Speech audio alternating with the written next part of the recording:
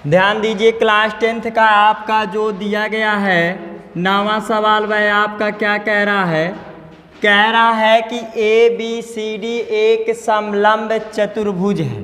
तो जैसे ही मैंने कहा कि ABCD एक समलंब चतुर्भुज है, तो आप लोगों के दिमाग में तुरंत प्रश्न ये उठ गया होगा कि ABCD एक समलंब चतुर्भुज है, तो समलंब चतुर्भुज किसे कहते हैं? ऐसा चतुर्भुज जिसकी दो भुजाएं आमने सामने की समांतर हों तथा दो असमांतर हों, उन्हें हम क्या बोलते हैं? समलंब चतुर्भुज। समलंब चतुर्भुज का मतलब ये होता है ऐसा चतुर्भुज जिसकी दो भुजाएं आमने सामने के समांतर हों तथा दो भुजाएं असमांतर हों, उन्हें हम क्या बोलते हैं? समलंब चतुर्भुज। समांतर का मतलब ये होता है ऐसी दो रेखाएं जिनके प्रत्येक जगह की दूरी आपस में क्या रहे? समान रहे। जैसे यदि यहाँ से लेकर यहाँ तक की दूरी 5 सेंटीमीटर है, तो यहाँ से लेकर यहाँ तक की भी दूरी कितनी रहे? 5 सेंटीमीटर। कहने का मतलब ये है कि इन दो रेखाओं के बीच की दूरी प्रत्येक जगह क्या रहे? समान। तो उन्हें हम क्या बोलते हैं? समांतर रेखा बोलते हैं। तो ध्यान दो, यदि मैं इन दोनों रेखाओं की आगे की तरफ ऐसे बढ़ाते हुए चला जाऊं, तो क्या ये दोनों रेखाएं कभी एक दूसरे को प्रतिच्छेदित करेंगी? नहीं। निष्कर्ष रूप से ये निकाला जा सकता है कि दो समांतर रेखाएं कभी भी एक दूसरे को प्रतिच्छेदित नहीं कर सकती हैं। असमांतर देखो, यदि मैं असमांतर रेखाओं को आगे की तरफ बढ़ाते हुए चला जाऊं, तो वह किसी किसी बिंदु पे क्या करेंगी? प्रतिच्छेद कर देंगी। तो इनका अल्फाबेट में नाम करो। क्या लिखा है कि ABCD एक समलंब चतुर्भुज है और जिसमें AB समांतर DC। तो इसका मतलब A आपका AB हो गई रेखा और A आपका क्या हो गई? DC रेखा हो गई। तो AB समांतर क्या हो गया? DC। फिर क्या कह रहा? तथा इसके विकर्ण परस्पर बिंदु O पर प्रतिच्छेदित करते हैं। अब इनके विकर्ण को मिलाए। यदि मैं A बिंदु को C बिंदु से मिला दूं तो AC विकर्ण हो गया। यदि मैं D बिंदु को B से मिलाऊं तो कैसा विकर्ण हो गया? BD विकर्ण हो गया। अब ये कह रहा है कि ये जो विकर्ण है ये किस बिंदु पे प्रतिच्छेदित करते हैं? O बिंदु पर प्रतिच्छेदित करते हैं। और हमें सिद्ध क्या करना है? AO समांतर AO बटे BO बराबर CO बटे DO। अर्थात AO के बटे में हमें लाना है DO और CO के बटे में हमें क्या लाना है? DO लाना है, A वाली भुजा। तो यहाँ पर आप सर्वप्रथम हेडिंग डाल करके ऐसे लिखिएगा, दिया है कि क्या दिया है? AB समांतर DC। और कुछ दिया है? और कहीं कुछ नहीं दिया है। फिर उसके बाद यहाँ पर लिखिएगा सिद्ध करना है कि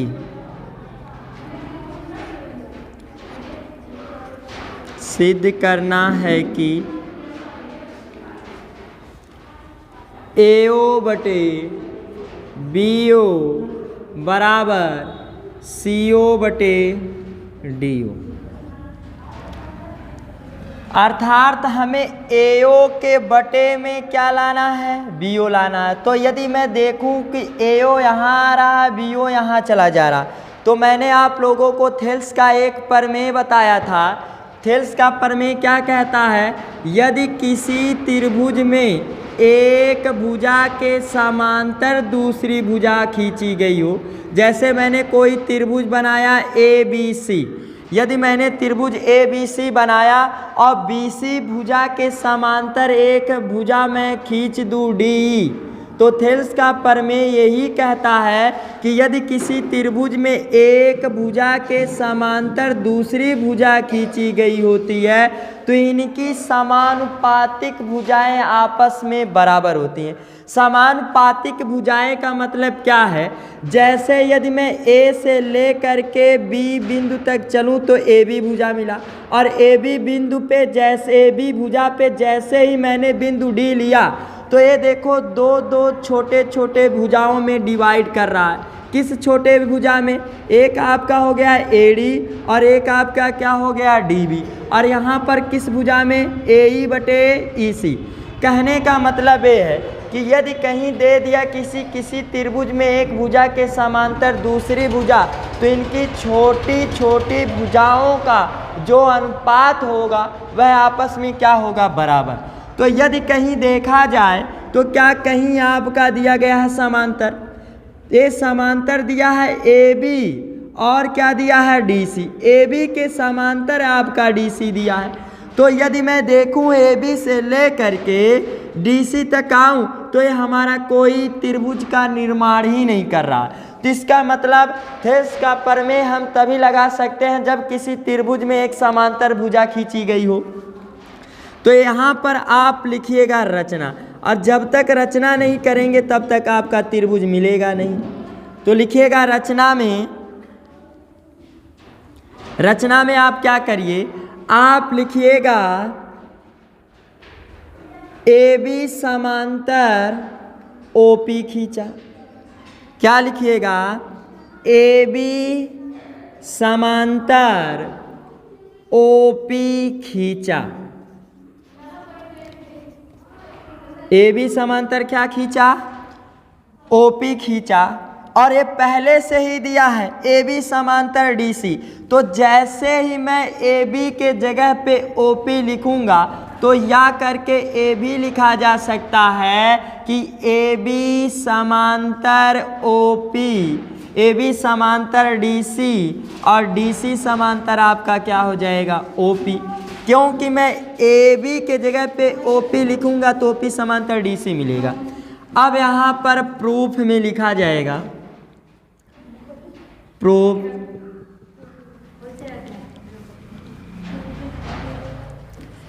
अब यहाँ पर ध्यान दीजिए, मैंने क्या लिया? मैंने AB भुजा के समांतर, मैंने AB भुजा के समांतर क्या खींचा? OP खींचा। तो A से लेकर के B तक AB भुजा यहाँ मिली और OP भुजा यहाँ मिली। तो यदि मैं A से लेकर AB भुजा से लेकर OP भुजा तक आया, क्या कोई त्रिभुज बना? नहीं बना। तो जैसे ही मैं इसके आगे इसके कॉर्नर तक आया तो ये देखो त्रिभुज किसका निर्माण कर रहा है? ADB में आपका त्रिभुज बना। तो आप इस त्रिभुज को क्या करिए? ऐसे अलग तोड़ दीजिए। मैंने इस त्रिभुज को ऐसे अलग ऐसे निकाल दिया तो ये क्या हुआ? AB, और यहाँ पर समांतर आपका हो गया PO, और यहाँ पर D। मैंने क्या किया? यहाँ देखा कि AB समांतर OP जो दिया है ये किस त्रिभुज में आया? तो AB भुजा यहाँ है और OP भुजा यहाँ है। तो यहाँ से लेकर यहाँ तक आया तो किसी त्रिभुज का निर्माण ही नहीं कर रहा, और जैसे ही D बिंदु तक आया तो APADB आपका त्रिभुज बना। अब इसी त्रिभुज को क्या करिए? घड़ी की दिशा में घुमा दो। यदि मैं घड़ी की दिशा में ऐसे घुमा दूँ तो AD वाला कॉर्नर कहाँ जाएगा? ऊपर जाएगा, और B कॉर्नर वाला कहाँ आएगा? यदि मैं इसको घड़ी की दिशा में घुमाता हूँ तो D बिंदु कहाँ गया? ऊपर गया। B बिंदु किधर आया? बाएं तरफ आया। A बिंदु कहाँ गया? दाएं तरफ गया। और A आपका P बिंदु कहाँ जाएगा? दाहिनी तरफ। O बिंदु कहाँ आएगा? बाएं तरफ। मैंने क्या किया? इस चित्र को घड़ी की दिशा में घुमाया। तो मैंने कहा था थेल्स का प्रमेय ये कहता है यदि किसी त्रिभुज में एक भुजा के समांतर दूसरी भुजा खींची गई हो तो इनकी छोटी छोटी भुजाओं का अनुपात आपस में क्या होता है? समान होता है, बराबर होता है। तो मैं क्या लिख सकता हूँ? DO बटे BO। तो मैं लिख सकता हूँ यहाँ पर, पहले आप लिखिएगा AB समांतर OP, इसलिए DO बटे BO बराबर आपका क्या हो जाएगा? DP बटे PA हो गया। कहने का मतलब ये है कि यदि किसी त्रिभुज में एक भुजा के समांतर दूसरी भुजा खींची गई तो इनकी छोटी छोटी भुजाओं का अनुपात अनुपात का मतलब बटा, DO बटे BO बराबर DP बटे क्या हो गया PA। और ये मैंने कहाँ से लिखा, थेल्स प्रमेय से लिखा। तो इसको आप डैश डैश करके बना दीजिए समीकरण नंबर 1 और हमारे पास प्रमाण क्या हो गया, थेल्स प्रमेय से। अब आगे देखो यहाँ पर, यदि मैं आगे की बात करूं, मैंने लिखा है क्या, DC समांतर OP, ए भी है DC समांतर OP। तो देखो DC भुजा कहाँ आ रही है, D से लेकर के C बिंदु तक चला तो DC भुजा मिला, और OP भुजा कहाँ मिल रही है, OP भुजा हमारा यहाँ मिल रही है। तो यदि मैं इन दोनों भुजाओं की मैं बात करूं, एक भुजा A मिला है, एक भुजा A, तो यहाँ से लेकर के यहाँ तक का हमें त्रिभुज चाहिए। तो कौन सा त्रिभुज लेंगे, ADC। तो आप लिखिएगा तथा DC समांतर OP। इसलिए अब मैं इस आकृति को यहाँ अलग कर रहा हूँ, तो जब इस आकृति को आप अलग करेंगे तो DC और यहाँ पर आपका क्या आ गया, PO आ गया, और यहाँ पर क्या आ गया, A। तो मैंने कॉन्सेप्ट में बतलाया है कि AB समांतर DC समांतर OP, तो DC भुजा A और OP भुजा A, तो इस भुजा के समांतर ये भुजा खींची गई है। तो मैंने कहा यदि किसी त्रिभुज में एक भुजा के समांतर दूसरी भुजा खींची गई हो तो इनकी छोटी छोटी भुजाओं का अनुपात आपस में क्या होगा, बराबर। अर्थात मैं क्या लिख सकता हूँ, AP बटे PD। अब देखो AP बटे PD आपका यहाँ लिखा गया है, ADP बटे PA लिखा गया है, और क्या है AO बटे CO। तो आप क्या करिए, लिखिएगा AO बटे CO बराबर, मैं यहाँ पर लिख दिया AP बटे PD।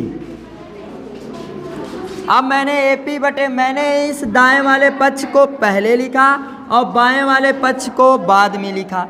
अब यहाँ पर मिलाओ, A क्या है, DP बटे, और ये मैंने कहाँ से लिखा, थेल्स प्रमेय से लिखा, थेल्स प्रमेय से। अब ये थेल्स प्रमेय से लिखा गया, यदि किसी दो समीकरण के लेफ्ट हैंड साइड आपस में राइट हैंड साइड आपस में बराबर आ जाते हैं तो इसके लेफ्ट हैंड साइड भी आपस में क्या होंगे, बराबर। तो यहाँ पर क्या है, DP और यहाँ पर PD है। यदि PD को हम DP भी लिख सकते हैं क्योंकि इन दोनों के बीच में गुणा है, तो गुणा वाली संख्याएं क्रम विनिमय नियम का पालन करती हैं। जैसे यदि 1 गुणे 2 बराबर 2 होता है, तो यदि मैं 2 को पहले लिख दूँ 1 को बाद में, तब भी कितना आएगा, 2। तो इसी को या करके ऐसे भी लिखा जा सकता है। अब मैं PD को ऊपर ले जा रहा हूँ, तो यदि मैं इस दाएं वाले पक्ष का हर को अंश बना रहा हूँ तो इसको भी हमें हर को अंश बनाना है। CO बटे AO बराबर DP बटे आपका क्या हो जाएगा, PA हो गया। इसको या करके लिख दीजिए और डैश डैश करके बना दीजिए समीकरण नंबर 2। अब यहाँ पर ध्यान दो, सिद्ध क्या करना था, AO बटे BO। अब AO बटे BO हमारा यहाँ नहीं मिला है, तो समीकरण 1 और 2 को ध्यान पूर्वक देखिए। समीकरण 1 और समीकरण 2 के राइट हैंड साइड आपस में क्या है, बराबर है। यदि किसी दो समीकरण के राइट हैंड साइड आपस में बराबर हैं तो लेफ्ट हैंड साइड भी आपस में क्या होंगे, बराबर। तो लिखिएगा समीकरण 1 व समीकरण 2 से। तो लेफ्ट हैंड साइड आपका क्या है, समीकरण 1 का, लेफ्ट हैंड साइड समीकरण 1 का आपका है DO बटे BO बराबर आपका क्या है, इसका लेफ्ट हैंड साइड समीकरण 2 का CO बटे AO है।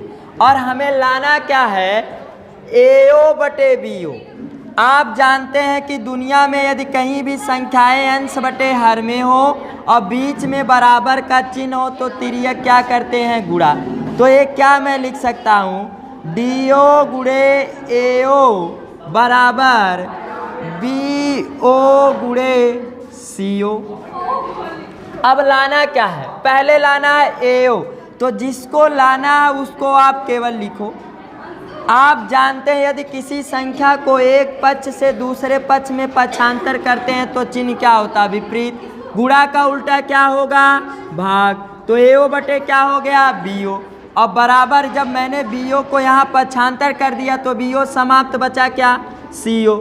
अब बटे में अब इसको आप पक्षांतर करो तो गुणा का उल्टा क्या होगा? भाग। तो क्या आ गया? AO बटे BO और क्या आ गया? CO बटे DO।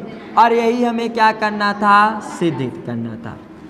कहने का मतलब ये है कि इस प्रकार के सवालों को लगाने के लिए हम सर्वप्रथम क्या करेंगे? अलग अलग आकृतियों को तोड़ेंगे और अलग अलग आकृतियों को तोड़ने के बाद आपका कॉन्सेप्ट यही लागू होता है थेल्स का प्रमेय कि यदि किसी भी त्रिभुज में एक भुजा के समांतर दूसरी भुजा खींची गई है तो इनकी छोटी छोटी भुजाओं का अनुपात आपस में क्या होगा?